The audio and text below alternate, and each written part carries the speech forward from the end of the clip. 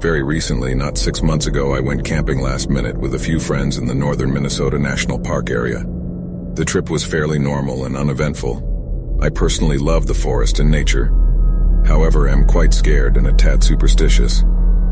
During the walk back, I was extremely fatigued and sore, so I was lagging behind as the tail end of our group. After a few hours, we reached a section of dense vegetation and mud, and I eventually lost view of the person in front of me. Now keep in mind, this wasn't too bad. I could hear them decently well, and it was only around 10 a.m.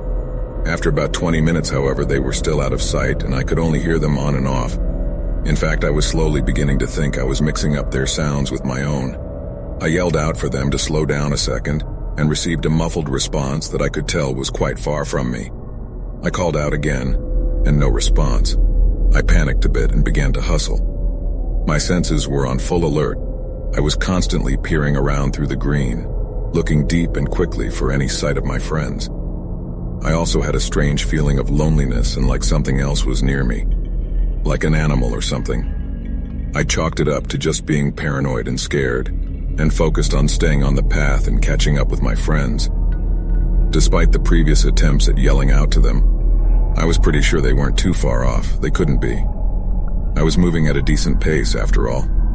What's more, the path was pretty well defined, and I had a good memory on which way to head despite having a few miles to go. A few moments later, I realized all I could hear was the sound of my feet in the ground. The birds and wind I swore I heard not minutes before suddenly ceased. This stressed me some more, and I actually pulled out this small hunting knife that was my only weapon, as if it would protect me from anything. I kept hustling, but no matter what I could do, the paranoia and fear was getting worse. My heart was flipping out. I was tired as hell. Legs weak, arms heavy, literally. And I'm beginning to think I'm completely lost and screwed. Fast forward another gruesome 30 minutes of this. My watch's display was froze for some reason at 11:05 a.m., and my phone was off in case of absolute emergencies. I didn't feel any better, and I'm about to lose my mind. Any attempt at calling out was useless, and my voice was almost gone.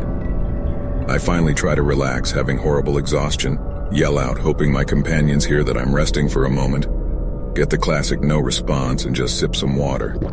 Now for the weird part. I start getting my pack back on, store my granola bar and water, and am getting ready to full sprint ahead, and then begin to hear rustling from behind. I whip around fast as hell, almost falling on the path's slope, and am met with my companions about 10 feet from me coming around a bend. Confused and still paranoid as ever, I start laughing hysterically. They don't know what is happening and run up to me asking how the flim-flam I ended up ahead of them.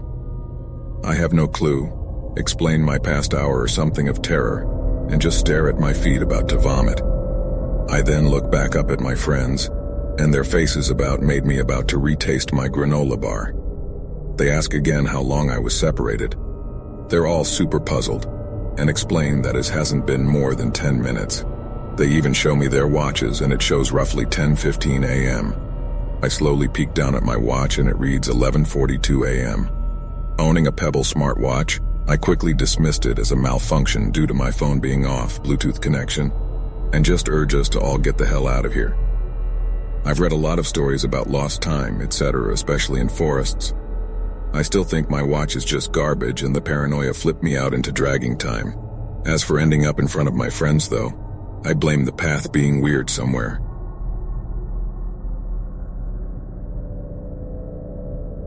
I'm choosing to remain open-minded because there simply is no explanation for the events that I experienced. From 2012 to 2013, I did a lot of hiking in and around the coastal range in Oregon. I frequently would go out by myself for days and come into town to restock on food if necessary. It was commonplace for when I was in town to spend the whole day, hiking back the 4 hours to where I was camping at dusk. The trail I took wasn't well traveled, and looked more like a deer path than anything. I had chosen my campsite for its lack of foot traffic and its serenity, avoiding conventional locations. I had only a cell phone on me during this period of hiking and camping, no bright clothing, and no GPS tracking device and/or emergency beacon. Probably wasn't the smartest idea looking back. There were times I heard and saw things while out in the forest that I didn't recognize by sight and/or sound, but nothing came close to the incident I had in May 2013. I had done my usual restock in a small town some 6 miles from where I had decided to camp for the night, and I spent the day in town as usual. I started walking back to my camp location about dusk. Half of the walk I chose to use dirt roads until veering off on the deer trail I used earlier in the day. By this time it was completely dark, but it was clear out and possible to see the trail still using the moonlight.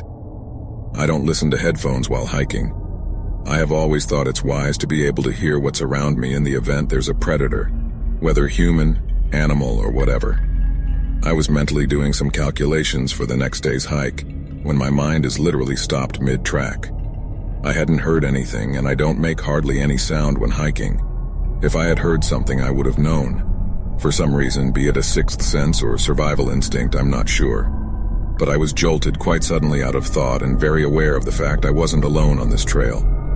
What was odd to me especially is that even though I had heard nothing whatsoever, light wind, no birds, I knew acutely that something was behind me, specifically about 30 yards down the trail. I still to this day have so many unanswered questions about how I knew this. Standing really still, I turn around and look down the trail. I don't see anything, but I feel it. It's honestly really difficult to pin down exactly how to describe what I felt because I hadn't felt that way before or since.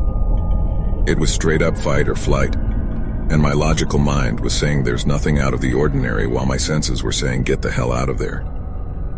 Again, looking back and remembering this, I have no idea what to say. This is really hard to write. It was like I was being taunted and I felt it. The presence of something or someone was down that trail, and for some reason I knew that it knew it was there even though I couldn't see it. That's what still scares me to this day.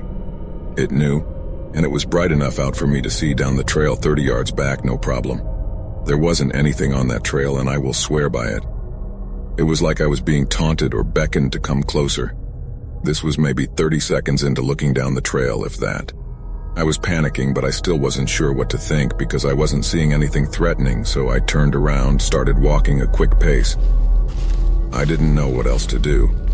I knew that if it was in fact a guy out to kill someone, he's probably going to end up killing me. On this trail or in my tent after following me back to it. So why run was my logical thought.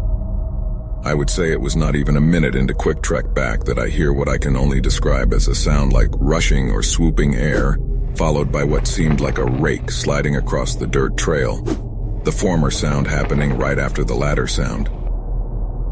These sounds happened together in half a second apart for 4 times, and they were very close to me, maybe 20 yards back.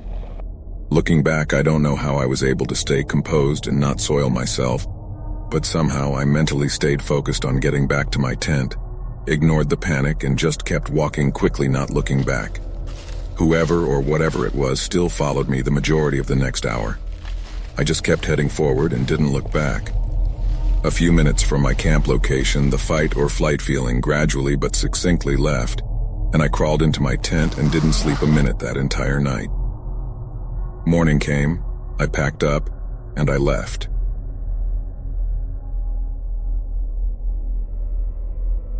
I was 21 years old when this happened. I am living near a small forest. People use it to give their dog a walk or jog. It's not that big. One night, me and my friends gathered there for a car meet. After we had enough fun, one of my friends told me we should go in the forest to play randonautica. As a child, I was grown by my grandparents. I was used to seeing impossible things, as I still believe to this day my grandma is not from this world. Anyway, we entered the forest. Everybody chose something on the app, and we began to feel that thing. We all agreed to try to feel a ghost or evil entity. My 2 friends began laughing after that, and we entered the forest more after we had a close location. It was about 200 meters from us. As we walked, noises around us stopped. Even the crickets went silent. After we reached the location, they pulled up their flashlights. The forest is pitch black even though it is near a well-circulated road, and we began searching for something in that perimeter. After we discovered nothing, nausea hit me and chills went down my spine. I never felt so frightened in my life after I saw what I saw. There was a woman dressed in a gray dress with a wooden stick in her right hand. She was bent forward like a question mark, and she was talking gibberish. She was wearing a scarf on her head. We call it batik here.